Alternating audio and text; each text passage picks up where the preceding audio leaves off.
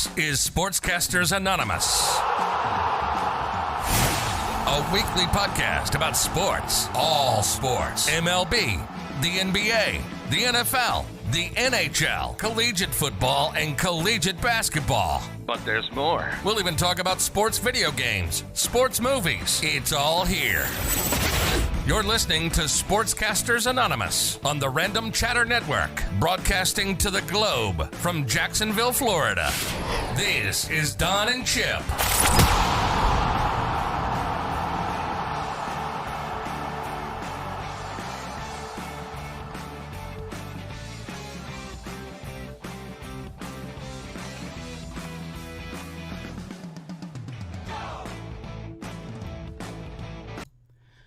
What's up, everybody? How you doing? We are here live baby, on Twitch and YouTube, episode 25 of Sportscasters Anonymous. We thank you all for joining us. We are thrilled to be here with you tonight. Lots of sports to cover, a lot going on in the sports world, almost up to the last minute when we're getting ready to go live. But as always, first, I'm Don and my co-host Chip. Chip, my man, how are you? I'm doing great. It was an exciting day in football sports, and it's an exciting week. There's a lot of things that happened, good, bad, and ugly. So we're gonna get right into it. So I'm gonna start with the contact us. You can contact us at our email. Mine is chip@randomchatter.com, or you can contact Don at his email, which is don@randomchatter.com. You can find us on Twitter under our handle at Sportcastanon. ANON. You can join us on Discord under Random Chatter, where there's sports and pop culture talk. You can support us on Patreon under Random Chatter, and you can also go to buy our stuff at randomchatter.com/store. All right, man, and we've got some more stuff to put in there nowadays. We've been busy the last couple weeks, haven't we? So with that being said, how to hear us. Where our first 24 episodes, we could be found on randomchatter.com, Apple Podcasts, and Google Play. Over the last few weeks, you can now find us on Amazon Music, Audible, Spotify, and Anchor.fm, which is turning out to be really cool for us. And you can watch us now. We're going to be live every week going forward. You can watch us on Twitch and YouTube. So, Chip, I got to say, we started this. This is 25. This is special for us. We went from concept, pitching it to the powers that be at the network, concept, and got up and rolling in about 7 days. And that was back in April. And since then, just about every week, with a couple of weeks off in September while you were vacationing and I had things going on, we've been here every week for the fans. Yeah. I mean, it's been a fun and exciting road. We started during the shutdown, and a lot of stuff we had was no sports. So bringing sports news to people when there are no sports going on was interesting. And now we got sports and more sports than we can think of or dream of at going on at once. So it's definitely a unique time, and it's been a lot of fun. I've enjoyed it. It's been a hell of a ride, to say the least. But before we get into topics and discussions, we want to welcome those who may have not viewed us or watched us before. We hope you enjoy what we're offering. Please be patient with the live streams that we're doing. We have a lot of mechanics. We're trying to work on that. So I would say tonight's presentation graphically is probably going to be simple. But as we move along and build the fan base and whatnot, we do have a lot more of special surprises coming up for y'all that we're working on. And going on top of that, with all the thoughts that I have, Chip, yesterday we got another day off sports-wise. Saturday, again, aside from some college football, was a chill day, was it not? It was actually very, very relaxing. It gave me a chance to catch up on a lot of things, sports-wise and non-sports-wise. Which definitely helped a lot. I was able to do the notes for the show tonight and put a lot of effort into them. So it was nice to have at least a day off of major professional sports. Well, I got to tell you, at first I was like, man, it's nice to have the day off. And then by midday, I was like, dude, this sucks. We had a chance to stop and smell the roses, which is something we haven't been able to do with the bombardment of sports we have. But I think we got so used to it's basketball, it's baseball. There, a few weeks ago, hockey going on, and now we went from full speed ahead to wow, just chill a little bit. I think I'm trying to learn how to readjust the other way. How about you? Yeah, I mean, it's almost like you get so much happening at once that you start getting used to it, and then as soon as it starts dying down, you don't know what to do. When we first got the shutdown and we had sports for so long, and then we didn't have sports, it was kind of, well, what do we do now? And that's kind of what it felt like yesterday. It was like we had sports for so long, we're all running around, dealing with sports and everything, and then all of a sudden, there was none, and it was back to that like shutdown feeling of like, what do we do now? What's on the docket? Like, what can I watch on Netflix for an entire day, kind of thing. Well, I mean, it's good to catch up on Netflix. We like to recommend a movie of the week every week, sports related. So sometimes it gives you a chance to go back and dust off the library a little bit. Yeah, absolutely. All right, man. Well, what do you say? Let's give the fans what they want. Let's jump right on to the NFL. And it was an interesting day and an interesting week, man. Highlights of the week. What do you got for us? Today alone was pretty crazy. And then building off of last week, man, it's been a wild ride for the football season so far. It's been very crazy is the only way I can describe it. From the NFC East looking like the NFC least to the AFC East looking like the number one division in football right now. It's or not AFC East, the AFC North, excuse me. Mm-hmm. And just like the two divisions flip-flop from a couple of years ago. It's just that I find that to be crazy. The one big thing, there's a couple of things that happened today that I thought stand out more than all the rest. Alex Smith came in and played the second half of the Washington Redskins game, which is a miraculous recovery from his surgery that he had on his leg that got infected to the point where they thought he wasn't going to walk again, and now he's back in an NFL game playing football. No, that was a miracle, man. Story. I mean, it was wow. Absolutely wow. Yeah. Definitely a success story, regardless of how it turns out for him. Nobody thought he was going to get back on the field. Yeah, like I said, nobody thought he was going to get back on the field. They almost predicted that he wasn't going to walk again because of what happened. For those that don't know, he basically had I broke his leg, and they did surgery to fix the break, and the surgery went awry. He got a huge infection that they had to go in and clean out the bone and chip away at all the infection that was there. Try not to get too technical with it, and sew it back up. And he basically was almost, I guess it's been about 2 years now, rehabbing. Finally got back onto the field today. Probably not the best way he wanted to come back. He did get sacked 6 times. Probably not the best situation you want to go into playing against the Rams defensive line. But he went in and he fared pretty well, and he took the hits, and it almost looked like he hadn't skipped a beat. So it's good to hear that. Also, on the other side of the coin, Dak Prescott had a very gruesome injury. If you are squeamish, I suggest not looking at the photos for it, because his foot basically, instead of being straight, was almost in like an L shaped after he landed on his foot wrong. So he either broke something severe or dislocated his ankle, but for any matter, he's going to be out for an extended period of time, probably ended the season. Don't know if he's going to even be back for the beginning of next season with the way that looked. So we'll have to wait. They rushed him to the hospital.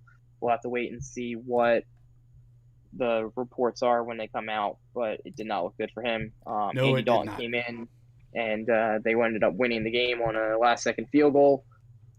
So the Cowboys are now in first place of the NFC East. Those are probably the two things that stood out the most this week. Patrick Mahomes ended up losing their first game since last November. So he's not indestructible, huh? No, I mean the Raiders took it to him, and they beat them. I think 40-32. So they had to score a ton of points. That's kind of how you have to beat the Chiefs nowadays. Is you have to just score points.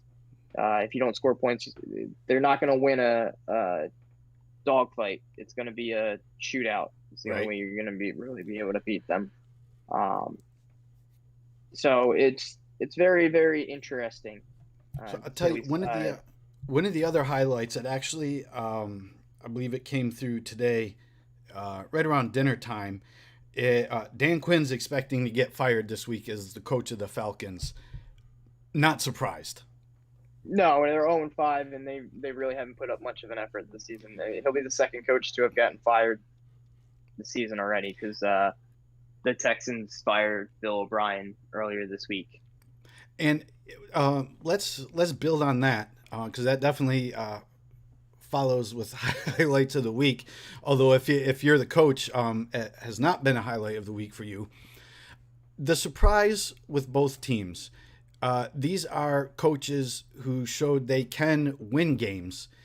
In the case of the Falcons, they got to the Super Bowl. They were supposed to win the Super Bowl and then totally blew it against the Patriots.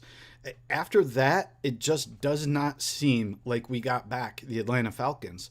And for the Texans, comparing them and Atlanta, it's not like they don't have offensive and defensive weapons on the field. But for some reason this season, they cannot win games. What's going on? Yeah, I don't know. I mean, it definitely hurts when you lose a receiver like DeAndre Hopkins, but you have Brandon Cooks. I just think Bill O'Brien was not suited for the NFL. He was a great college coach, and albeit the 1 year that he was a college coach, head coach, but some coaches are made for the collegiate level, and some coaches are made for the NFL. I don't think he was ever made for the collegiate level. I think them also giving him total control, where he was also the general manager, I don't think that's ever a good idea. There's always the rarity, like Bill Belichick is the rare situation in that he's successful doing both, but most coaches are not successful doing both. So I think that really was not the best situation for them down in Houston. And I think that ultimately led to him he looked lost on the sidelines, play calling and some of the decisions he made. He just looked lost. Yeah. Now let me ask you this: do you think that these guys are going to be able to find another NFL job? It may not be a head coaching job, but do you think maybe towards the end of the year, going into the next season, that these guys will be up? We've seen it a lot in the NFL. Hey, head coach, no, but we could use an offensive coordinator, a defensive coordinator. So do you think they're done? Or do you think it's just they're not going to get another head coaching job, but some sort of assistant coach or a coordinator position? I think Dan Quinn will probably become a coordinator. I don't think Bill O'Brien will be a coordinator. I think Bill O'Brien will go back down to college. Okay, fair enough. As far as the two coaches that are there, I just don't think, with everything that transpired in Houston, I don't think anybody would give him a coordinator's job just because he went from being a head coach straight up to the NFL as a head coach and never was really a coordinator in the NFL. Dan Quinn was a coordinator before he became a head coach. So a lot of times they'll revert back to being a coordinator until a head coaching job opens, and then they will essentially do that. Bill O'Brien will probably go back down to like a lesser D1 school, and coach there for a few years and try to build back up his resume. He may come back up into the NFL, but I think he'll go back down to college and just stay at college. So if we were to say, if you had to pick one or the other, odds are Dan Quinn's got some sort of job next season in the NFL. Bill O'Brien, not so sure. Yeah, absolutely. I think they'll both find jobs. There are going to be plenty of head coaching positions available out there. Mm-hmm. Especially at the end of the year when they start doing all the cuts and you start seeing other people lose their jobs. I wouldn't be shocked if he went and coached somewhere else at the end of the season. kind of doing like what a Jason Garrett kind of did, where he was head coach and then moved down to like an offensive coordinator, something like that. Fair enough. All right, man. But I will say this. There was one before we move on. There was one thing that's not really a highlight, but I just want to mention it because I feel like it needs to be mentioned. So as everyone knows out there, I am a huge Eagles fan. And I never want to say that put a game on the refs, or complain too much about the refs in a game, if my team didn't play well. But in the Eagles-Pittsburgh game, it was absolutely awful. I know I talked to you off air about it, but the refs in that game here we go. the game. And it was absolutely an awful game to watch. I do not feel like the Steelers won that game. I think the refs gave them the game. I felt like the Eagles actually outplayed the Steelers in that game. Do you feel robbed? I do. I feel kind of slighted. There it is. Because it was a game that we could have won. Now we have to go to Baltimore and we have to win next week. We can't go 1-4-1. Although Dak Prescott getting injured kind of gives us a reprieve. I really don't want to go into the postseason with a losing record. Like, I don't want a team from our division to win the division with a losing record. Like that irks me. So I'd rather go into it with a winning record. And if we're 8-7-1, I'm considering that a losing record. That tie I still don't consider I consider that a loss. So everyone has their opinion. Is the glass half full or half empty? Like, dude, I drink out of the bottle, man. Like, I don't look at it. So yeah, exactly.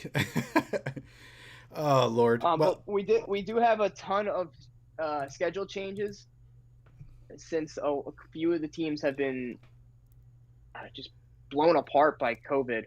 And unlike baseball season, and we ragged on it all baseball season, so I'm not going to go there. But football season, my team is getting affected by this now.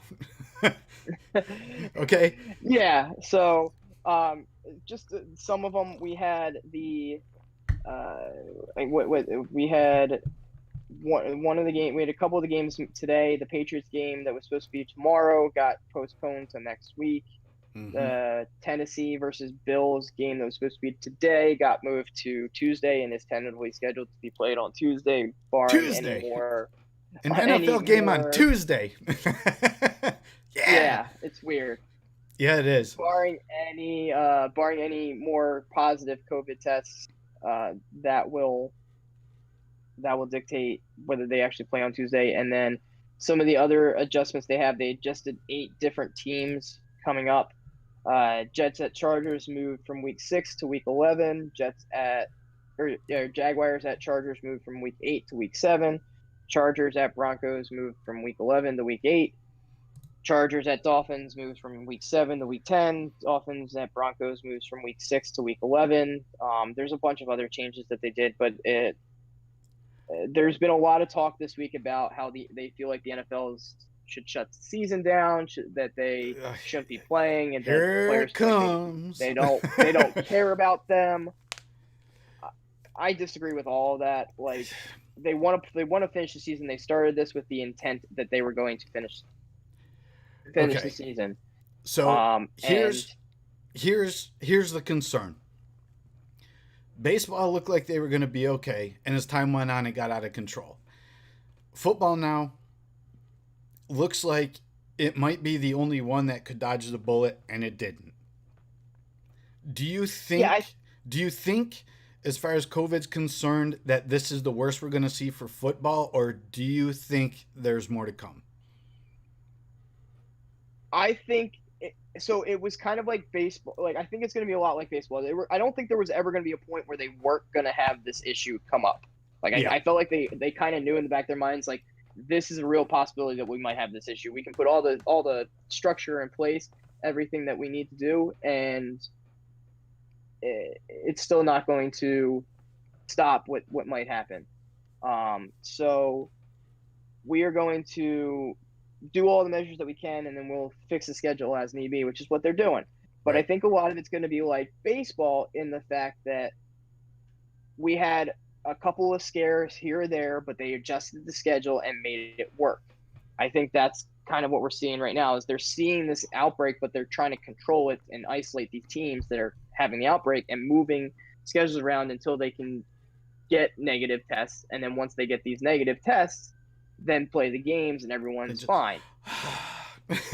Yeah, and kind of breathe easy. Like that's kind of what it's going to end up coming down to. So I don't see them shutting down the season. I just see them reworking the schedules as we get later in the season. If they have to add an 18th week, I think they'll add an 18th week to play games, and it may be only a few teams that have to play. And it's like sucks, but that's the reality of the situation. Is that some teams may get buys, or I don't think they will do it where every team won't play 16 games. I don't think the NFL will ever do that, but there may be a thing at the end of the season where they have to add an extra week. Or you know what they might do? They might end up doing double headers. Like what was it? This past week we had a Monday Night Football double header, not the first week of the season. I think the way they do the schedule, I mean, I wouldn't be surprised if you get a Thursday Night Football double header if you need to start making up games. I think extending this. I think they're going to try and fit the 16 weeks into the regular schedule. So if you have to have double headers, switch bye weeks, whatever, I don't think they're going to add another week because that starts going into the playoffs. And those teams, a lot of those teams, they need that week to catch a breather. Or you could be risking more injuries. So I could foresee double headers, more of them on the horizon, if necessary. Yeah, I think that. I think if you start doing the double headers and you start moving days with the games, I just that gets to be a little bit too crazy, and I think a lot of players are going to blow back about that. I think if you try to keep if you change the schedule at all, like I think they're going to be upset. But I think if you try to keep it on the days, like keep it on Sunday or keep it on Monday, that's fine. I think the fact that they moved it to Tuesday is just dumb. Bizarre. It's bizarre. Well, because I get it. They're playing Tuesday and then they're playing Monday, but then it's like, really, I feel bad. I kind of feel bad for your team because your team's getting screwed over here because they're playing on Tuesday and then they're playing on Monday and then they're gonna have to play Sunday. Like, they get 3 weeks in a row where they get shortened rest. They don't get a true normal week. Well, I'll tell you, for my team, if they go through this and undefeated, still, I'm not gonna say anything. If they go through this and it starts looking bad, I'm going to blame it on the timeline. I have an out. Yeah, that's true. It's true. I would the same way. Like, it's only a couple of teams, but because of the way the NFL schedule is where they only have one bye and they only play once a week, it's hard to alter the schedule without making serious changes to it. And you move one game, then you got to move like 3 other games to make it work. And that's kind of where they're at right now is like, Tennessee had a bye week last week, so they can't not play this week because then they would have 2 bye weeks. And then, like, how does that work in terms of football of, like, players being off for such a long period of time? Like, I can tell you right now, when they start playing, if they play on Tuesday, it's going to be a very sloppy game, and you're going to see a lot of injuries because these players haven't played in almost 2 weeks or a week and a half. Yeah. And they correct me if I'm wrong, because of the rules for the virus and whatnot, it's not like they were, we're not playing, but we can go to the team facility to stay in shape and whatnot. They've been locked out of everything. Like, you can't come and work out. You can't come and practice. You can't do anything. Stay home. Yeah, well, I mean, the Tennessee Titans already got fined or are under investigation because the players held their own little workout at a high school football. Naughty. When they say no, they mean no. Well, supposedly they were told not to do it, and they did it anyways, and then they got caught, and they were like, "We were never told," and like just kind of like, yeah, we were never told. Yeah, do you buy that one? And I don't. No, there's like even the coach came out and said, "I told you guys not to do this, and you guys did it anyways." Well, so, you know, it'll be an interesting week for football, nonetheless. Getting up to the Thursday night game and next Sunday's game. So obviously, you know, if there's any big changes to the schedule or whatnot, Chip and I'll make sure that we post it up on Twitter and keep you all aware of what's going on. And we'll try and keep up the news with our Discord channel as well, so everybody can keep tab with all the happenings. But I got Madden NFL 21 gets freaky. Now, when you put that in the notes, I had a big question mark over my head. You know I play Madden. Madden's my jam. Unfortunately, I haven't had a couple of weeks to play with everything going on in my personal life and whatnot. But I was like, what is he talking about? I have to read this one, and then read it twice. Yes. It's a bizarre. Again, I haven't played Madden since it was Michael Vick on the cover of it, and I just bought the one last year and was like, nah, it was not really. I like watching sports and I like playing the game, but it really was, there was really no competition out there. I was beating everybody by like 3 or 4 touchdowns, and it was like, okay. Well, I'll have to get a control in your hand and we'll play. Yeah. So I don't know if this is something they normally do, but they added the Greek Freak and his 2 brothers to Madden as players that you can put in their like backyard style game called the Yard, Yep. which I guess is like a online gameplay part of it.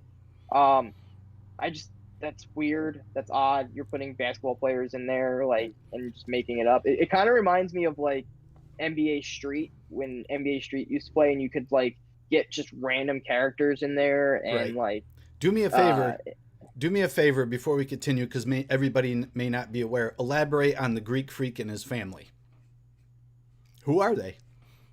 Oh, I can't say their names. So Greek Freak is Jan.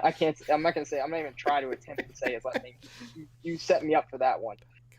Damn so right. Giannis Kostas and Dionysius. Giannis plays for the Bucks. Milwaukee And Giannis Bucks. plays for the Bucks. Yes. So doesn't his brother play for the Bucks too? Yeah, one of his brothers was like way down on the bench, I believe. Mm-hmm. Yeah. So 2 of them play for the Bucks, and Greek Freak is like probably one of the most popular, best players in the NBA. At least top 5 in the NBA. And everyone kind of knows, if you watch basketball games or you hear about the Greek Freak, and the fact that they ended up putting him in a football game is just odd, to say the least. But I thought that was kind of interesting. So, well, if I can use him as a wide receiver, man, I'm throwing those jump balls up there. I'll tell you that.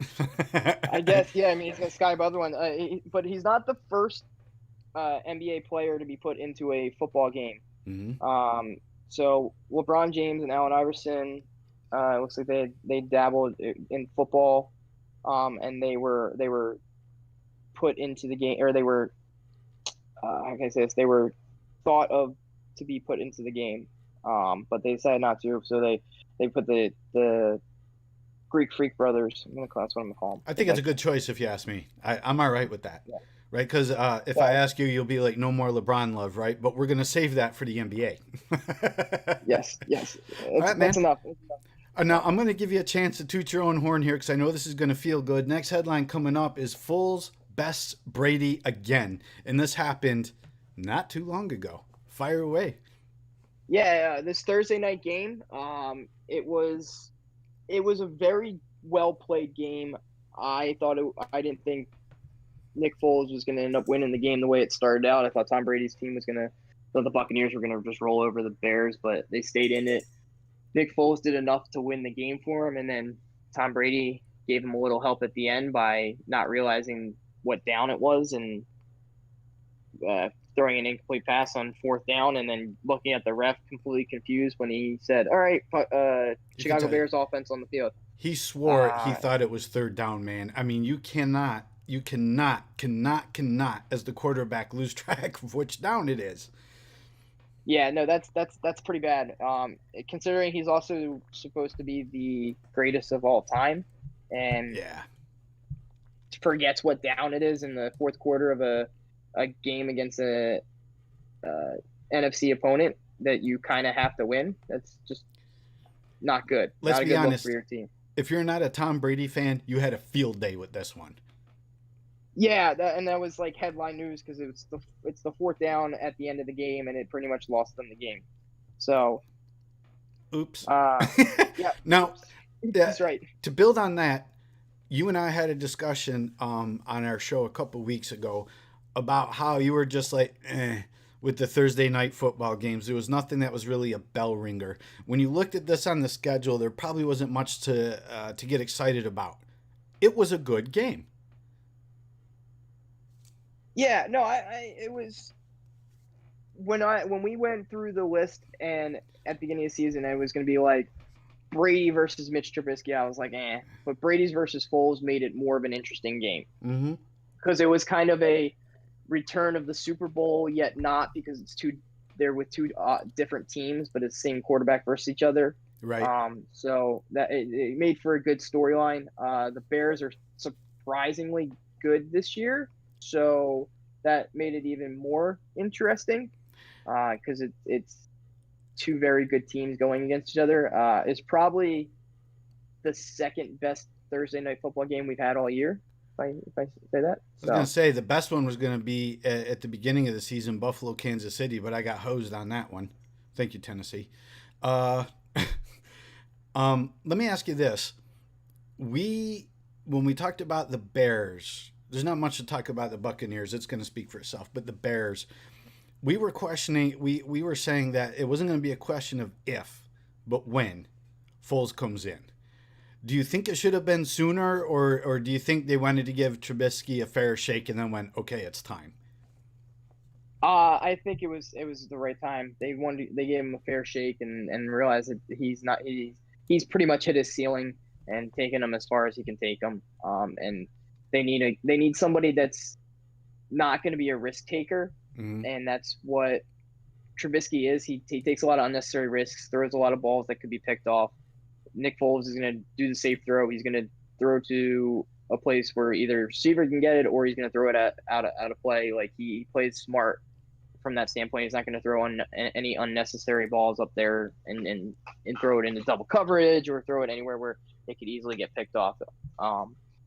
So I think they realized that, and it was time. Like, all right, we're gonna move on from here. So. Right. Speaking of moving on, for those of you that follow us on the network and those of you that joined, we have a fantasy football league going on. So the Sportscasters, myself and Chip, managed to get placed in separate divisions. I think that was fair. And Chip, you and I went head to head last week, and I said in our show that, hey, I'm going to bow to you. It looks like I'm going to get my clock clean. What was the final score of that game, Chip? The final score was, I think it was like 130 to 124. Mm-hmm. You ended up winning. George Kittle somehow scored a third of your points. 40, baby. Yeah. And then him and Aaron Jones scored half your points after I was up 65, and then they scored 70 points. Yep. So, yeah. I think going into Sunday Night Football, correct me if I'm wrong, the gap was easily 50 because we were talking about it, and I'm like, short of a miracle, I don't know. It doesn't look good, and I took my hat off to you and said, hey, I'm looking forward to the rematch. When we got to work on Monday, we talked about it, and you're like, it is what it is. And I'm like, look, it could still go either way. And your attitude was priceless. You're like, you know what, man? You got Aaron Jones starting on Monday Night Football. Hopefully something happens after the first snap. I mean, you just started throwing all sorts of stuff at me. And then I know because we do DraftKings on Monday night, you're like, you don't want to see anything. Don't touch the ball. Don't run the ball. Don't catch the ball. Just, put them on the bench. Have a bad game. Like you were throwing out everything, including the kitchen sink, but you didn't get your wish. Yeah. Yeah, no, unfortunately I didn't. I ended up losing the game. You're still undefeated. I don't know how our matchup in the rest of the season is going to go, but yeah, right now I'm winning this week. But we'll see. I think it all hinges on the quarterback play. I had a very bad week in fantasy this week, in both my leagues, and I had a bad week last week because you ended up beating me. So, right.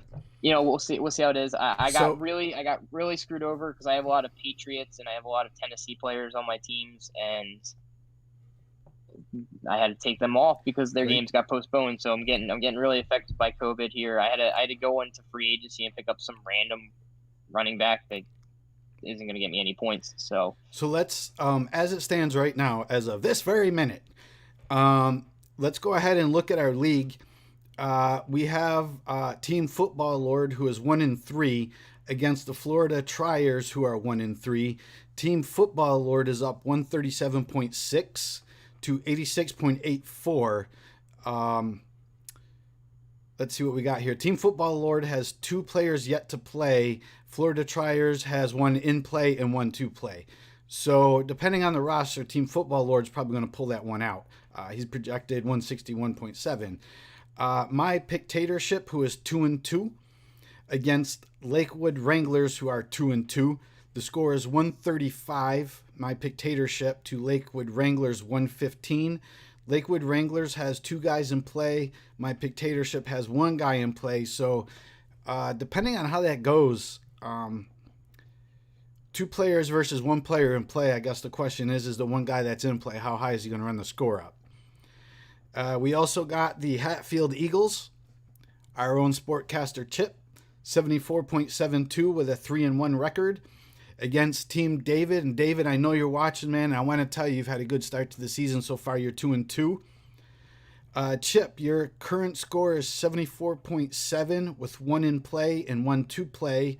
Dave's got 0 in play and 2 to play yet. The projection is Dave might beat one of the Sportscasters, man.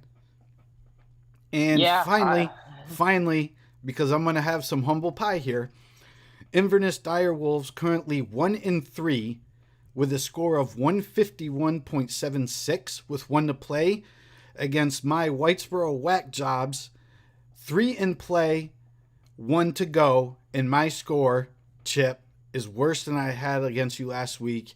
I am down by 100 points. Dear Lord. that says it all right there. I don't think I'm going to catch lightning in a bottle twice. And if I catch lightning in a bottle twice, just give me the league championship right now. Okay? That's it. You'd be the luckiest person in the league. That's for sure. You had a bad day. I had a horrible day. None of my players showed up, but I take it back. Yeah, I've got about a quarter of my slate plus playing in the late game right now, and I got to tell you, they're all Seattle. So there's a chance. You're saying there's a chance. Yeah, I mean, Seattle's losing right now, so we'll see. It's early. It's Minnesota. Trust me, Minnesota will blow it. Oh, we're live. Whoops, I can't edit that. You're going to get in trouble on Friday. Yeah, oh yeah. I do want to say, though, we love the engagement and the feedback we're getting from the channel and our fans joining the Fantasy League. This was a great idea. It's been a chance to have some camaraderie, and for some that don't know much about football, I got to tell you, they are catching on quick. No doubt about it. Yeah. Absolutely. And I just want to say, point out, David did say, he posted up in our chat that we're having here, that actually Football Lord is done, that all the players that are yet to play are on his bench. So no. Really? Yeah, that's what David just posted up in our chat. So I'm going to have to check that David. out. So, we'll check it out, but I trust him. Woo! So we can move on to the NBA. But before we do, Chip, yeah. Why don't we let's go ahead and pause here for 30 seconds. Everybody, we'll be back with you in 30 seconds.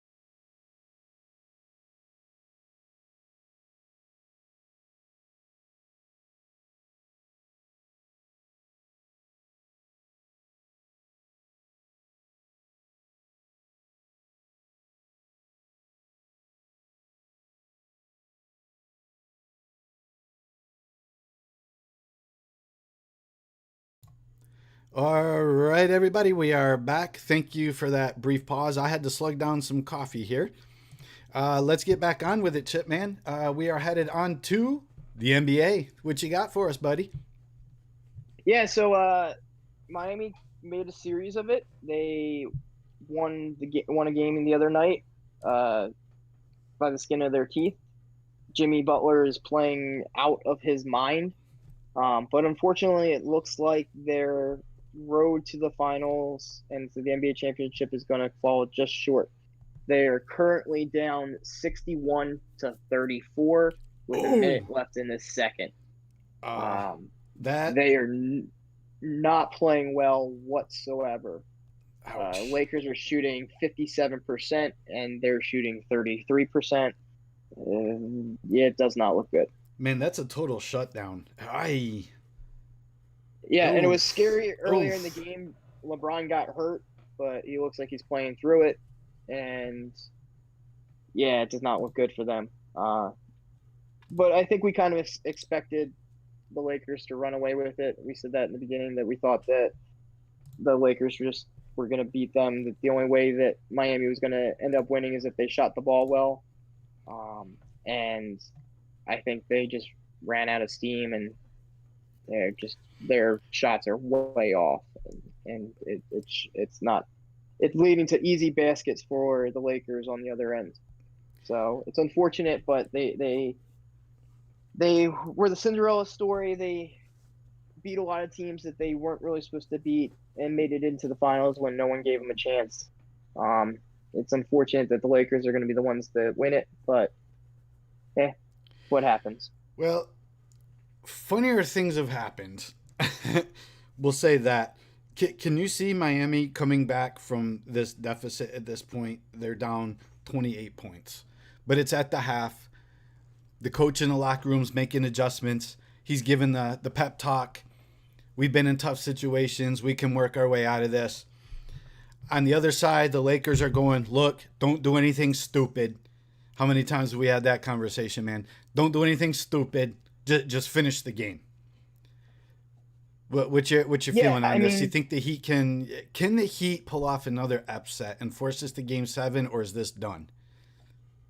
So yeah, they can absolutely get hot and the Lakers can go cold. Like, you can have a reverse of the first half to the second half and have them come back.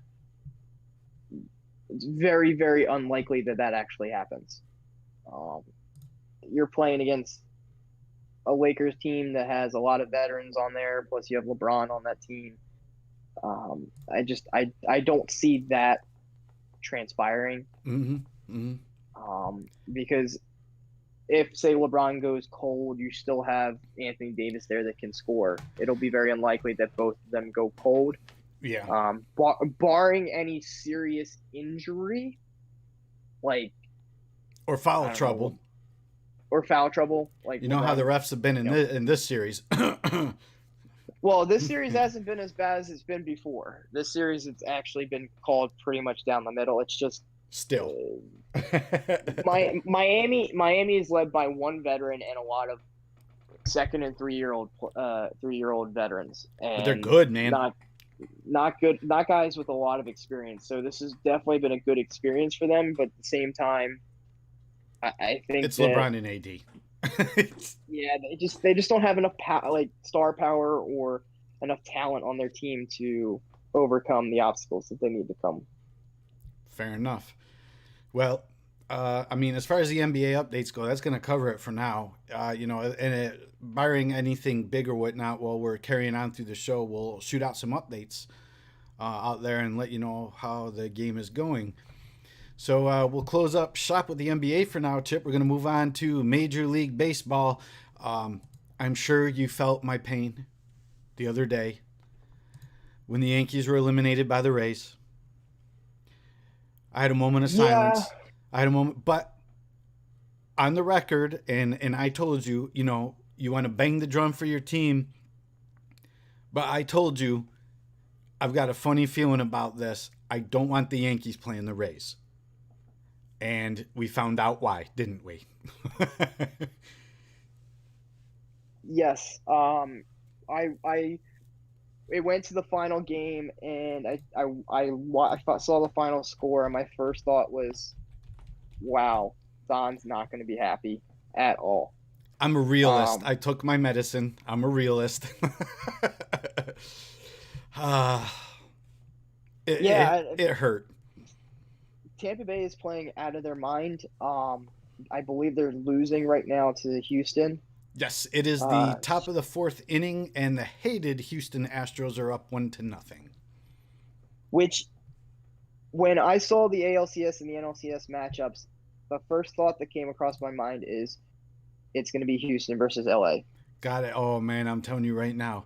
That's going to be bad news, brother. That's going to be bad news. It's going to be entertaining baseball. No, I take that back. It's going to be entertaining. Period. There may not be much baseball played, because there's going to be a lot of backstory and a lot of hatred between those two teams and those two players on those Correct. two teams.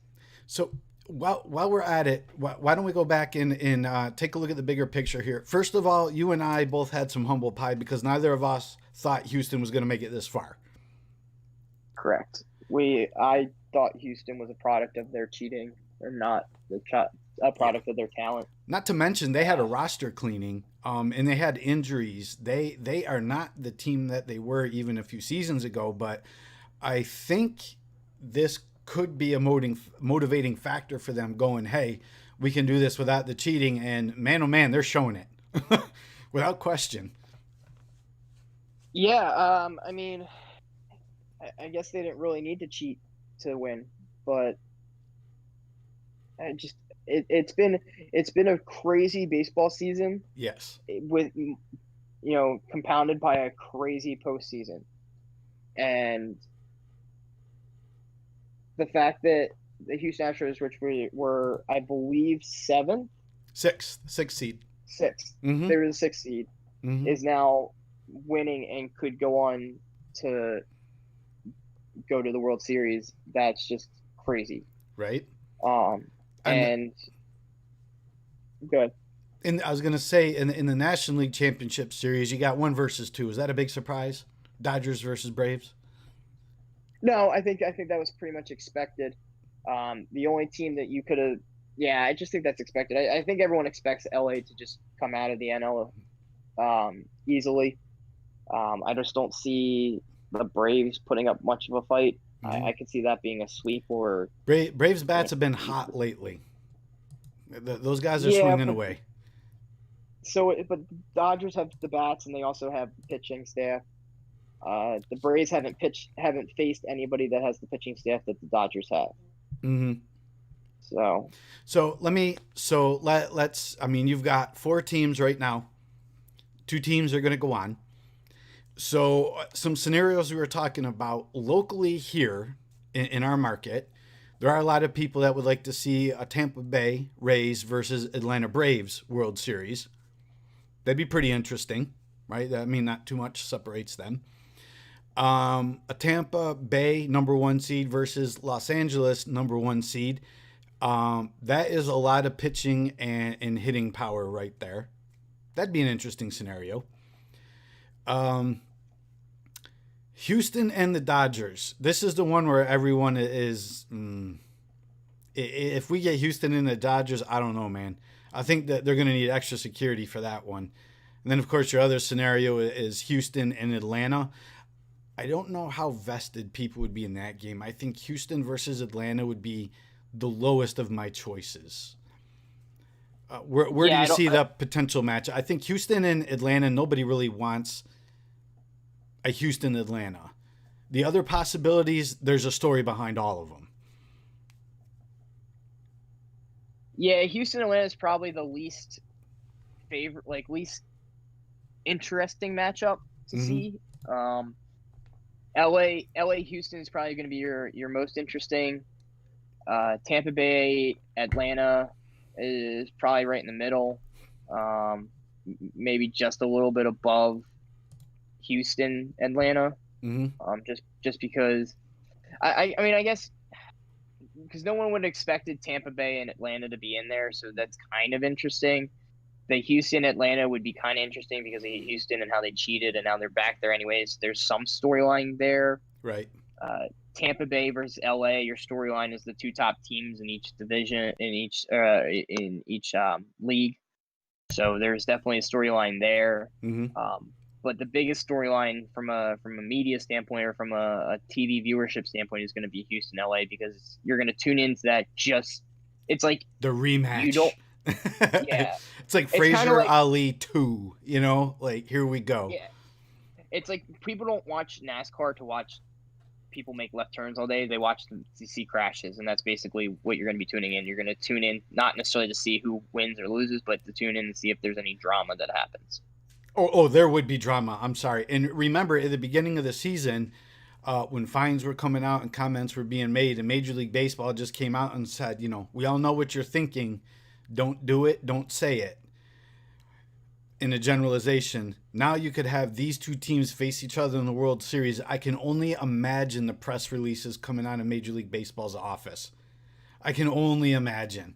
Like the first player to get hit by a pitch, he's out for the series. That's it. That's going to be the end of it.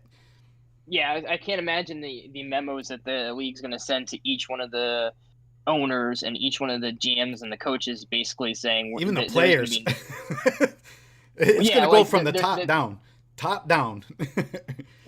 No, behave yourselves. Like, if there's any type of brawl or bench clearing, or if there's any type of malarkey going on, they're gonna set it. They're gonna set an example for that first person. Oh yeah, I mean it happened a few times this season. Who was it? Joe Kelly. Yeah. And he was like, I can't believe they threw me out. Like, you were warned. You knew. Yeah. They told you. You knew it was gonna happen.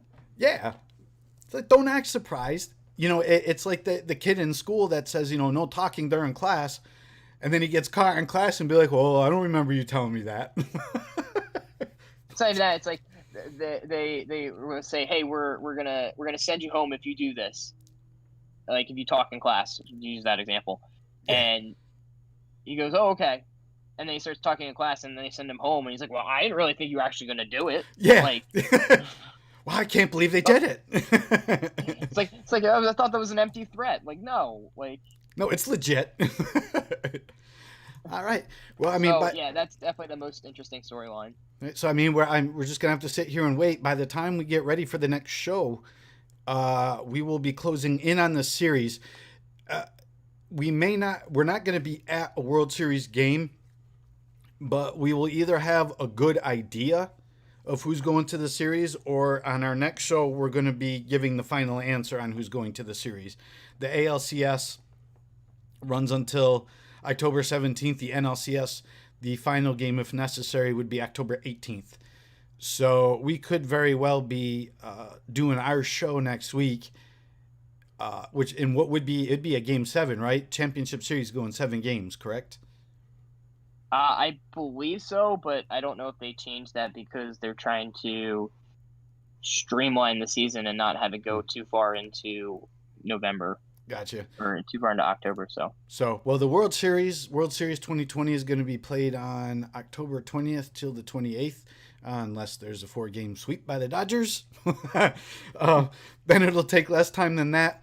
I want to bring out an interesting fact, though, because the Major League Baseball did a bubble for these teams. They all played in their respective homes for the Wild Card Series. Starting with the Divisional Series and the Championship Series, they were all put in a bubble. So my question for you is this, and tell me, see it however you like. Give me your honest answer. So Tampa played the Divisional Series in San Diego. Now they're in the Championship Series, which is still staying in San Diego in the same ballpark. Houston played in Los Angeles, and then they moved to San Diego. So Tampa, if you want to talk home field advantage, Tampa is a little more familiar with the field at this point. They've played a couple extra games. People kind of look at you nuts when you're like, well, what do you mean familiar with the field? In baseball, just the distance to the center field, left and right field, you get a feel for the turf. Is the ball fast? Is it slow? There's a whole bunch of things that go into it. So Tampa kind of has a little bit of a home field advantage. They've played a couple extra games in San Diego. But my question for you, and here it comes, the Dodgers played the divisional series in Arlington. They're playing the NLCS in Arlington. And the World Series, again, is being played in Arlington. So if the Dodgers make their way to the World Series, they play the divisional series, the championship series, and then the World Series all at the same field. Does that give them any kind of an advantage? It absolutely does. It gives them a significant advantage. Not only do you know how the ball is going to roll in certain ways on the field, but you also get better acquainted with the dimensions of the field. So like an outfielder that has to run and make a fly ball isn't scared that they're going to hit the fence because they already know how far they have to run before they get to the fence. If you ever watch a pregame or the warm-ups batting practice, you'll see outfielders go out and do fly balls, and they'll have like the coaches throw it close to the fence so they get an idea of them looking at the ball and where the fence is, so that they get an idea of, oh, I can run this far and not run into the wall, because running into the wall would suck. So you'll see a lot of outfielders do that, or there's certain ballparks that are bigger than others. So like a center fielder has more area they have to cover, and they'll have to know like where they need to play if there's a foul ball or there's a ball hit to them and it might be a deep ball. Like how far back do they have to play so that they can easily run up and grab it if it's short, or they have to run and go to the wall, and will they get there before it? So there's a lot of dynamics that go into having familiarity with the field. So you agree then that assuming the Dodgers make it to the World Series, let's be honest, you and I both think they're going to crush the Braves. LA definitely has a home field advantage here without question, no matter who they play. Absolutely. So that should make them the heavy favorite. I mean, they seem to be favored in Vegas already, but that's just like the icing on the cake. Yep. There's no other way to put it. Yeah, there's no really other way to put it. It's gonna be. They're gonna have a distinct advantage over whoever comes in there and tries to play, and I think they should have almost done the World Series in a neutral place that neither team has played in. But this is what they decided to come up with. This is what they figured out, and it is what it is. We'll see how it is next week when they get there. Right. You know what? For sports, I think for an idea for merch, we'll do a Sportscasters Anonymous shirt, right? And then we're just going to put underneath sports. It is what it is. Because that's the way the season's gone with COVID for all these teams. It's just like, it is what it is. Deal with it. Not much you can do about it. It happened. Move on. Let's look into the future and how we can adapt, rather than looking in the past and be like, how did it happen? Like, just move on. Right. All right, man. Before we move on, ladies and gentlemen, we are going to go ahead and once again pause for 30 seconds.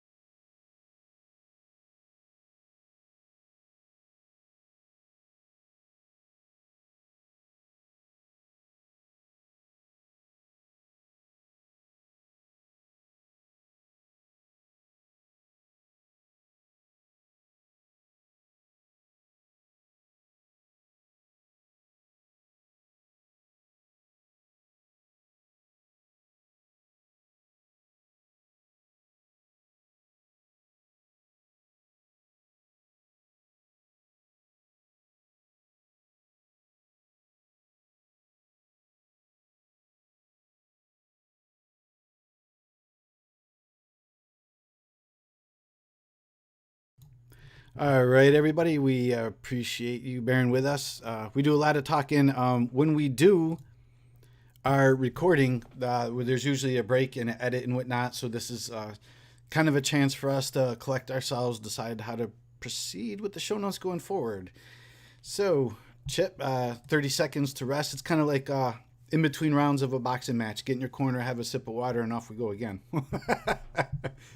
Yeah. You could say it's like our halftime or quarter break or whatever you want to call it. Our breather. So, our breather. All right, man. Let's head up the NHL. NHL. The season's over, but they started the off season right after the season ended, which we had said a few weeks ago.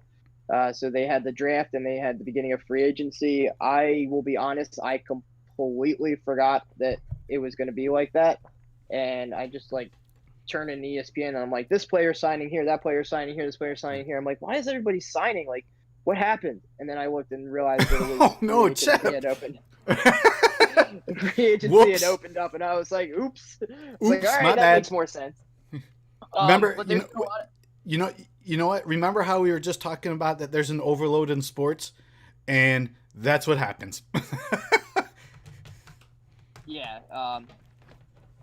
there's been a lot of movement from players. And I guess one of the big things is Braden Holtby, the Capitals starting goalie, went to the Vancouver Canucks. Interesting. The Capitals signed Henrik Lundqvist from the Rangers for a 1-year deal. Who's going to be their backup? I mean, the Capitals had two good goalies, so the one goalie leaving is not unexpected. Matt Murray signed with the Senators. There's a lot. You guys can definitely go through and read it all, but there's a lot of player movement, which there usually is with free agency. I just feel like with this year, there's just been a lot more. It's free agency on roids, man. It's got to be. Yeah, I mean, there's players, and the contracts for hockey are nowhere near what it is for other sports. So, when they're a player the bottom signs, of the totem pole. When someone signs for 4 years, $20 million, you just kind of ooh, that's a big contract for them. Yeah.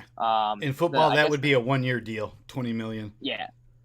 The biggest one was the St. Louis Blues signed defenseman Torrey Krug, he was I guess graded out as one of the best players on the market. Yes. He signed a 7-year contract worth $45 million.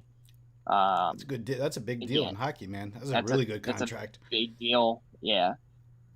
So a lot of the contracts are going to be $3 or $4 million for the most part, but there's been definitely some big names coming off the list. Unfortunately, my Flyers have been crickets over there.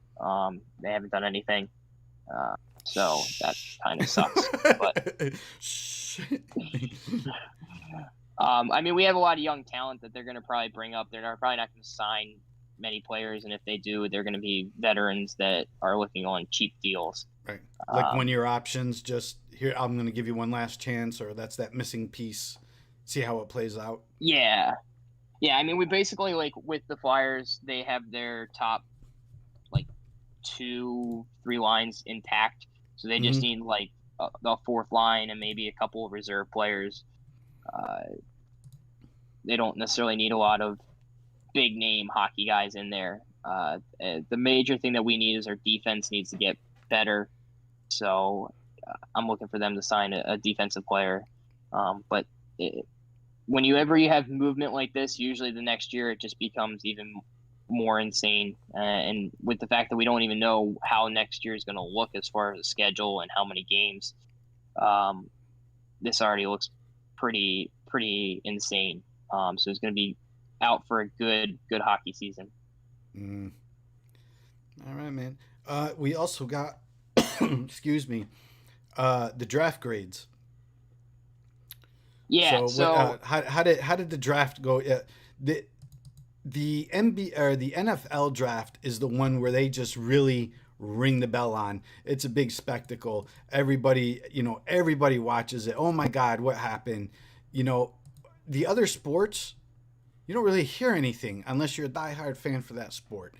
So, based on the draft grades, who, according to the experts, they didn't ask us, who did really well and who was subpar? So one of the teams that did very well in the draft would be the Rangers. They had the number 1 overall pick, and they got what was expected to be the number 1 pick, so they didn't blow it. The Ducks. They did it. They did it right. Yes, they actually made the work pick. So the teams that the ESPN graded out as A was the Ducks, the Kings, the Rangers. Like I said, those were the 3 teams that got an A. A- was the Senators, and was the Senators. The Carolina Hurricanes got a B+, Devils got a B+, Sharks got a B+, and then it goes Flames or at B, and it goes down from there. Oh, okay. So, I got to ask you, where were my Sabres? Because I didn't hear A or B. That I will look up. Just got to give me 1 second. I'm going through it. We're still on B here. B-. They got a B-. Okay, I'll take it. Okay, it's above average. Yeah, I mean, it's better than the Flyers. The Flyers got a C+. You and I are in the same boat. We're splitting hairs at that point. Yeah, but you also have to understand, like, the hockey draft is kind of like baseball draft, as in the players that get drafted right away, unless they're the number 1 overall pick, don't usually go to the NHL right away. They go down to the farm club. Yeah, they're in the minors for a couple of years, and then they get brought up once they learn the system, and they build up the talent level, I guess you could say, because a lot of them come in and they're either really good scorers or really good skaters, or they play defense really well, and they have to be pretty much taught how to play two-way hockey. So as the minors, as the professionals like to say it, they're taught what the mechanics, right? Or their intangibles, or whatever blah, blah, blah, blah, blah, blah. You want to basically come out and say, we're teaching them what they don't know. Is what it is. Yeah. So it's not like football or basketball, where basically when you get drafted, you go straight into the team and have a spot on the team, or you're on the bench until you learn the system. This is like you stay in the minors for probably like 2 or 3 years, and then you get brought up. So it's a little bit different. Like a lot of the players that are going to get drafted, you're not going to see them next year on a team like scoring all these goals. You're going to see them probably in the minors, lighting it up in the minors, or AHL for sure, making their name for them. Yeah, and then they'll get promoted up to the NHL. But I do want to say this a little bit off topic, but I just saw it come across my news feed. Dak Prescott. Dak Prescott had a compound fracture of his ankle and is set to have surgery tomorrow on it. Season's over. Yeah, that's it. Season's done. Nope. So, who do they have for a backup quarterback down there in Big D? Andy Dalton. I suppose he had a compound fracture Big Red of his right ankle. Wow. So that's not good. Well, considering the way the Cowboys have been playing, let's see what Big Red does, huh? I mean, Andy Dalton did good things for Cincinnati. I wouldn't say he was a great quarterback, but he did put together quite a few winning seasons. So it'll be anxious to see how he gels with this offense. What's your take on it? I still put what I've said since the beginning of the year, that the Cowboys will score a lot of points, but they won't be able to stop anybody. Fair enough. So if you need garbage points in your fantasy roster, by all means pick someone from Dallas. Is that what you're telling me? But don't expect them to win the game.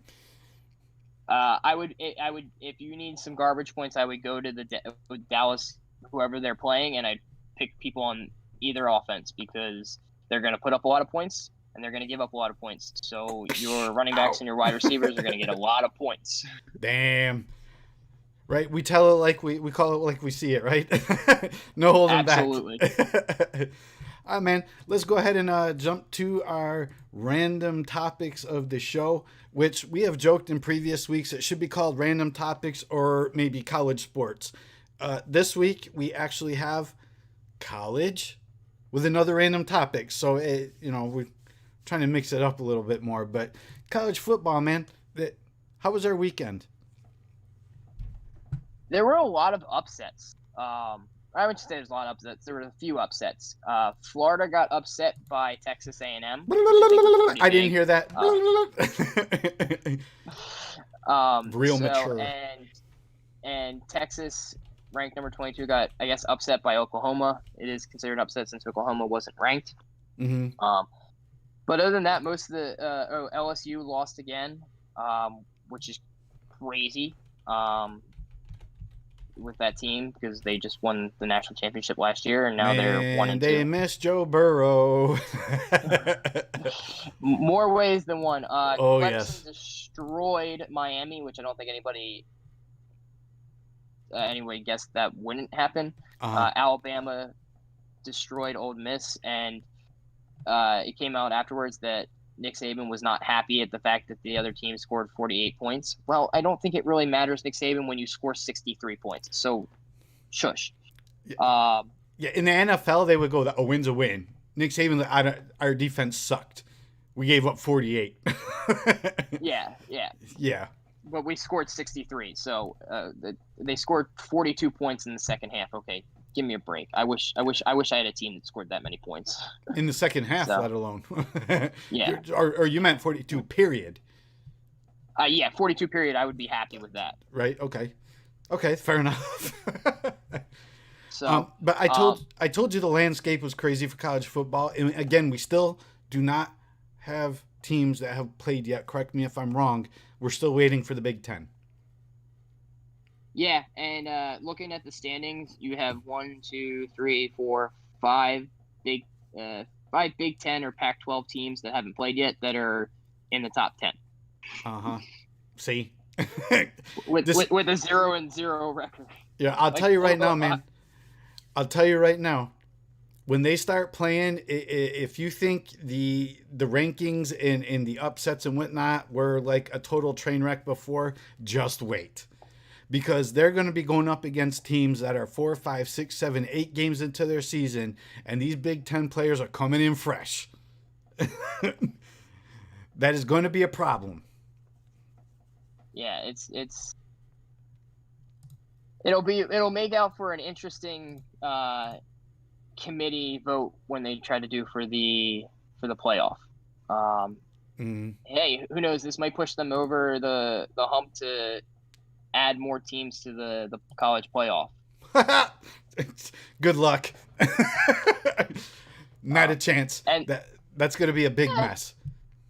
Yeah. I mean, it took them, how many years to at least have a playoff before they decided to go with that? Oh, yeah. I mean, you know what? I thought, when we're off air, when we're at work, when we're just conversing about life in general, and we talk about politics and what a mess the politics are in our country. The politics in college football is probably like 10 times worse. It's bad. Horrible.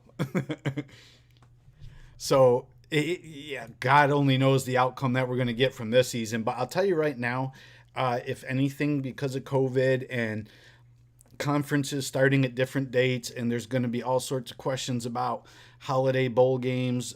They're worried about a second wave of corona. Bowl games are big income. Bowl games all through December, leading into January, almost every day, every weekend. Cash cows for these schools and these teams. You might not get that, and then the question's going to come up about the playoff. In the national championship. I think, based on all of that, I think because of the circumstances, with all the politics in college football, with everything that's happened this year, y'all need to sit down and have a conversation. Because it was always thought that one or two things could really derail the whole system as it is now. And this did it. It's total chaos now. So for this season, I don't expect to see too much to happen as far as changes, but I have no doubt for the offseason and going into next year, there's going to be some major overhauls taking place with NCAA football. Absolutely.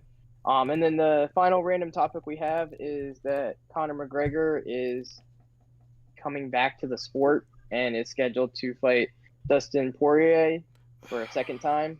The bad boy of UFC is back.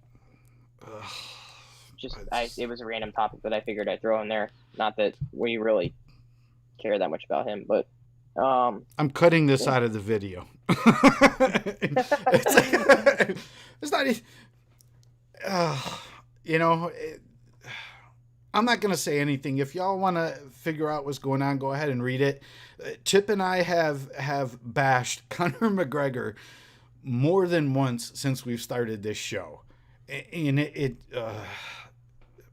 he's an entertainer in a UFC body. Seriously. I mean, that's like any way he can. I'm agonizing over this. It's like he is the ultimate like WWE personality meets UFC. Okay, fair enough. So like anything he can do to like portray this certain image of like him being a bad boy and like don't care about anybody and I'm like the toughest man on the planet kind of being he'll do when he's a great fighter, but you don't need all that other hoopla to know that you're a great fighter. No, you got it anyways. Just win your match and that'll signify it. And shut up when you do it, please, for the love of God. Just yes. All right, man. So we're going to move on from here to a new segment since we're live. And as the show becomes more popular, I'm sure we will have a lot more to discuss. So we're going to move on to the viewer interaction. Let's take a look here and see who we got. Not too much chatter going on the stream. So I'm going to call out somebody. David, are you out there, buddy?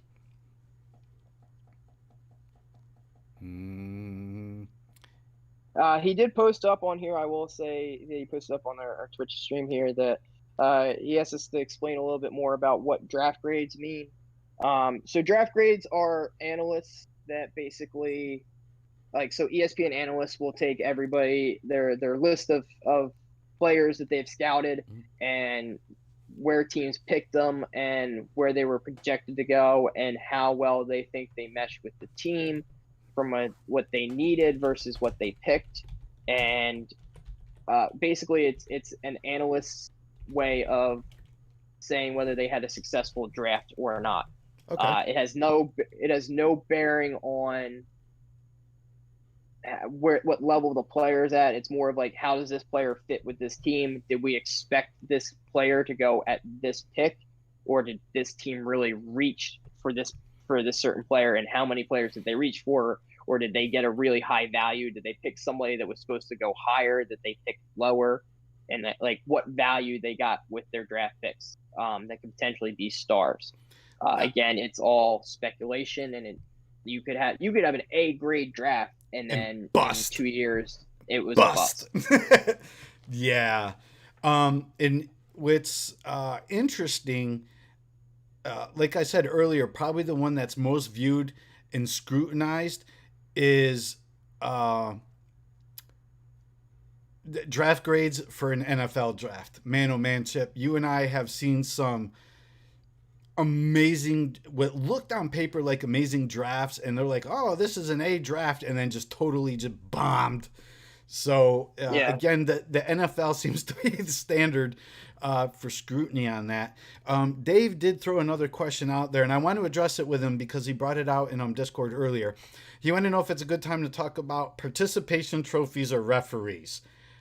Chip, pick one. Are we going to discuss participation trophies or referees? Your choice. I will choose the participation trophies for this week. Deal. For this week. Have at it. There's too much that I could say on the referees, and that'll take too long. I'm gonna buy you a drink first before you elaborate on that topic. Yeah, one might not do enough. Anyways, so participation trophies, essentially, my quarrel with them is they have they have devalued the point of sports of a winner. Nowadays, a lot of times teams or kids will just show up for a sport and they'll get a participation trophy rather than actually playing in the sport and having a championship and winning it and getting like a first place trophy. I know when I grew up, I got like a little trophy at the end of the year that said, "Hey, thanks for playing in our season." But there was always a team that won the league and got a better trophy or got a bigger trophy or got like what we call a first place trophy. I don't think they should have participation trophies. I think that was something that was put out there as a, hey, we want to make sure it's fair for everybody, but it kind of takes away the fact that sports are something that you have to work hard, you have to be committed to. Like sports teach you when you're younger a lot of good habits that you can take out into your world. Correct. Or into your real life. And I think that adding participation trophies kind of puts a mentality of quote unquote entitlement that like, all I have to do is show up and I'll get a trophy. Like that's not really what it is. You need to show up and work hard and be committed to then achieve what you need to achieve. The participation trophies also to build on that is we get why they do it in this day and age. You want to be inclusive, especially when you're a younger kid playing t-ball or ASO, soccer or whatever. The kids that do the best get a trophy. The other kids didn't get a trophy. Well, I wanted a trophy. When I didn't get a trophy, I tried hard. So it's kind of to make sure that there's not hurt feelings. They said, "Hey, thanks for playing. Here's your reward." The issue that I have with it is what you're establishing early on, as Chip built upon, is hard work. The hard work that you put in, the extra effort, here's your reward. You can't always win. You're not always going to be on the winning team. When I was growing up in sports, I did not get participation trophies, and it was, well, if you want the trophy, you need to work harder. And that taught me lessons as I got older in life, that you're not always going to win. Did you try your hardest? Did you do your best? Yes. Did you get the outcome that you wanted? No. So that gives you that drive and ambition for some of us to take the bull by the horns and go, let's work harder from there. That applied to my work life and my career. So to me, participation trophies kind of cheapen it. That's where I'm at on it. Chip? Yeah, there's one movie that I relate to with the whole participation trophies. It's called Parental Guidance with Billy Crystal, and basically there's a part in it where, and this is a little bit of the extreme, where they have these kids playing, I don't forget whether it's t-ball or it's little league, and they don't keep score. They just go out there and they play, and everybody's a winner at the end of the game. And Billy Crystal, who's like the grandparent in the movie, is like, this is ridiculous. Like, we should have, this is America's pastime. Like, we should have score. Like, this is how you play sports. This is how you learn. And they kind of explains it in a way that you kind of look at it and you go, like, this is totally true. And I think that by having participation trophies, I agree with Don on all the points. I just think that one of the big things is, like, you have to put the time and effort, and you have to find something that you're good at, and you may not win, but it's learning from losing and moving on and accepting the loss and being like, hey, I failed this time, but I'm going to come out next time and work harder, or I'm going to come out next time and overcome the loss, and be better next time, or I'm going to understand that. And I think participation trophies are like they make everybody a winner. And when kids go out into the real world and they then don't get these participation trophies, or they don't have this like structure of like, oh, I just have to do this and I win, they kind of lose that coping mechanism, I guess you could say. Yes. So I hope that answers that questions. For the referees, we are definitely going to talk about that another time. maybe when the majority of the sports are having an off season, which is not going to be anytime soon. But we are definitely going to save the referees for another day. Great questions. We appreciate the questions, and we hope we shed some light on the subject and conveyed our understanding. Yes. All right, Chip. And go ahead. I will say this before we move on. There are arguments on both sides, and I understand both sides of the argument. That's just our opinions on it. And with the referees, if there's something in particular you want us to say or touch on, let us know. Because there's probably like 50 or 60 topics we can go into with referees. Why do they suck when my team is playing? That's what I want to know. That is the question. All right, man. We had a little bit of a technical difficulties on my side when I was putting all the slides together. So for the live version of the show, there is going to be some audio missing. For those of you that will be listening on all the podcast networks, everything will be there. So you're going to get the short version of this, but guess what, everybody? You know what it's time for. We got a special 25th show anniversary episode of Chip's Chumps. Chip, I'm not even going to give you a break because we've had months to do these lists. You've had weeks to consider this list. So this isn't going to be the chumps of the week. This is going to be the chumps of the first half of the year that we've been doing this show. So Chip, my man, the floor is yours. Take it away.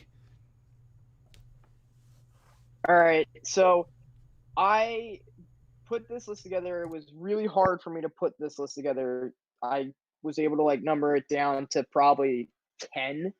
And then I had to start really cutting out players and teams and people that I wanted to really put on there.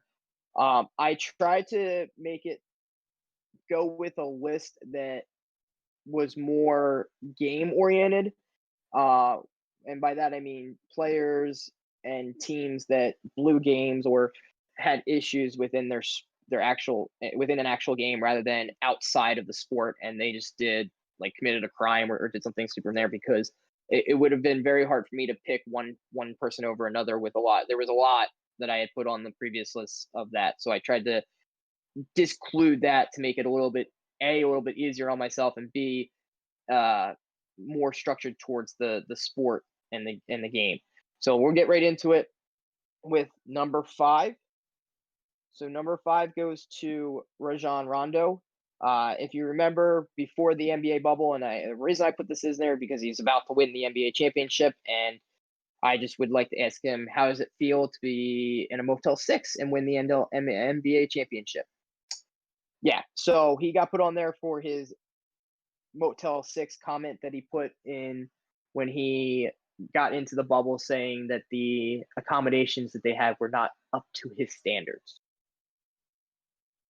Number 4. So number 4 goes to Damian Lillard, who missed 2 free throws at the end of the Portland Clippers game in the bubble in their regular season, or the end of their regular season. And he missed 2 free throws that would have ended up winning them the game, and they ended up losing. Not that it was a big determinant of how the NBA Finals went or the NBA playoffs, but it definitely changed the fact that they didn't have to hustle and bustle and pretty much get in on the skin of their teeth. If they had won that game, they would have had that game advantage, and they wouldn't have had to do that. And who knows, they might have ended up beating the Lakers because they could have rested their players. So, hindsight's always 20/20, but you can't miss 2 free throws at the end of the game like that, like he did. Number 3. So number 3 goes to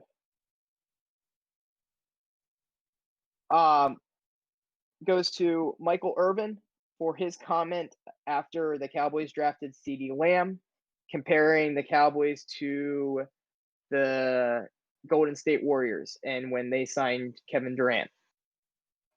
First of all, you don't make that comment if they haven't won a playoff game or an NBA or gone to a championship game in almost 2 decades. B, they're 2-3 right now. and they haven't beat a team that's actually won a game, and they almost lost to the Giants, who have scored a total of 18 points over their first 4 games, and they scored 34 points against you. Yeah, no, not even close to the Golden State Warriors. They might be the like Phoenix Suns of 3 years ago that were at the bottom of the league, but no, they're nowhere near the Golden State Warriors. Number two goes to Novak Djokovic for his default that he had in the U.S. Open in the first round in the first match, when he got frustrated and hit the tennis ball towards the back judge and hit the back judge in the face, and immediately got ejected from the game and kicked out of the U.S. Open because he lost the match because of that. Yeah, you just can't do that. It's just dumb.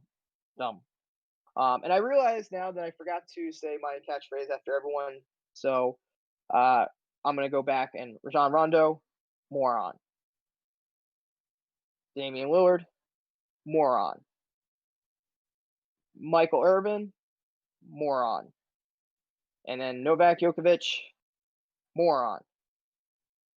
And finally, number 1 on the top 5 list for the last 25 episodes goes to, get a little drum roll, Atlanta Falcons for blowing the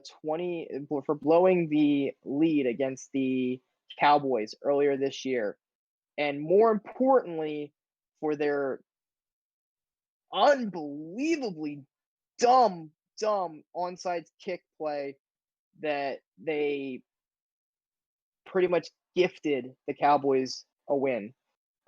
Which goes back to why Mike Irvin said they were Golden State Warriors. They really should be almost 0-5 right now with the way that they've been playing.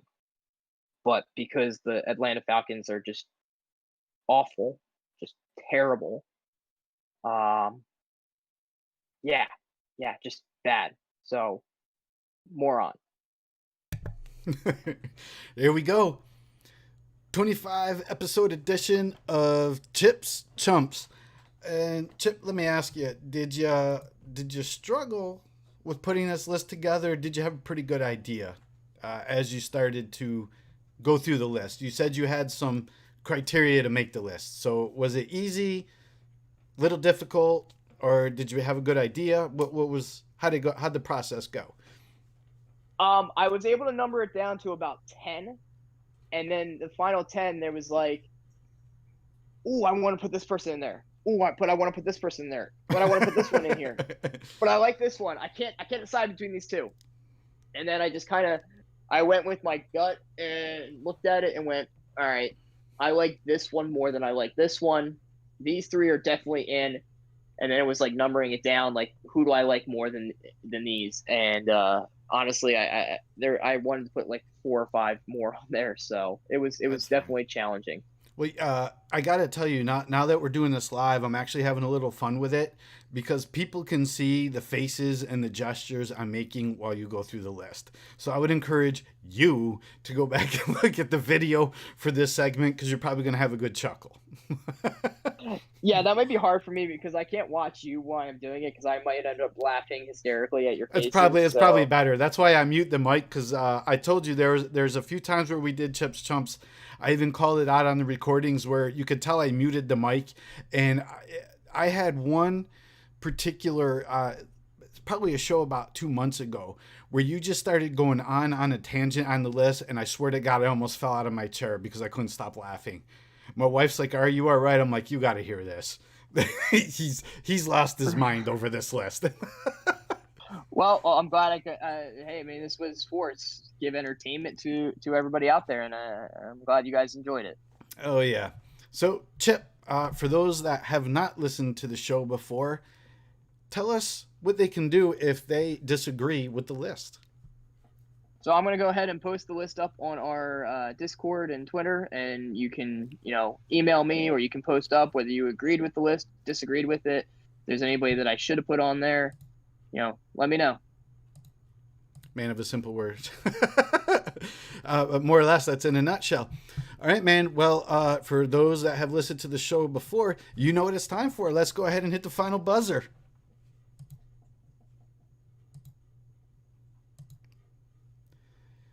All righty. So at the final buzzer, and again, I apologize. We've got some awesome music and an introduction that was done for us, and I did not get it all into the scene clips. So again, on the edited version on the podcast, you'll be able to hear it. So I apologize for the snafus. I hope you've all enjoyed the first live episode. I know the graphics are a little simple. We're working on more. Hey, what I do need everyone out there to do is start to poke and prod. We need to get Chip on cam as well. I can't be the only goofball up here on the screen. Chip, we going to get you on cam anytime soon? Maybe. That's maybe. Put on some sunglasses, a black mask, or a green mask, then you can just green screen your head right off. You could be the headless sportscaster. I like being an anonymous person with no face. Oh, so if anyone gets angry, they could be like, "Yeah, that's Don. Where's Chip?" Well, you're gonna have to deal with me. They can find me, right? Is that it? Exactly. I'm gonna take the hit for the team. I'll be the mouth. You be the face. Oh, I don't know. That means I could be the black guy if this doesn't go over well. All right, man. Let's go ahead and touch on the sports movie of the week. What do you have for us? So the movie of the week we got was Trouble with the Curve. It's a movie with Clint Eastwood and Justin Timberlake, basically going through how scouting works and old school versus new school with the scouting. And the quote we got, I have to PG-13 the quote. So anybody who uses computers doesn't know a darn thing about this game. Basically, again, going with that old school versus new school vibe. And it's a really cool movie. I really enjoyed it. It's definitely entertaining. So definitely check it out. Sweet, man. That one I have not seen. So I think I might put that on my list of things to do this week. I got some time off from work. So we appreciate it. We appreciate it. So that's a wrap for show 25, the first one that's live. We have more we want to bring you as the fan base grows. We'll be getting more input from more of the community, and we'll elaborate more in the show. We have some other things that we want to bring you all as we continue to build this show. But Chip, 25 episodes, when we pitched this idea to the powers that be, as I call them, you and I were like, all right, we're going to do this, but we don't know if it's really going to gain any traction. So I want to thank everybody out there for the support and for the ideas. We've gotten a lot of different angles in the way that we can discuss things. And from all of our social media accounts and the interaction we've had with our fans, it doesn't look like we've offended anybody yet. That's some good news. Yeah, we haven't. I'm glad. Everyone seems to be enjoying it, and yeah, we're having a good time with it. So, heck yeah, man! Keep bringing it to you every week. Absolutely. So listen, thank you all for joining us in this live cast. This is going to be the plan going forward. Do us a favor, any friends you got out there that have an interest in sports, or maybe don't have an interest in sports but just want a little comedy on Sunday night, Chip and I can provide all you want. Hit us up with questions and feedback on all the networks. We'll list everything up on Twitter and Discord with all the networks that we're on. So in the meantime, Chip, unless you got anything else. Nope, I think we hit it all. Sweet. All right. My name's Don. He's Chip. We thank you for joining us. And as we always close out the show, we're out.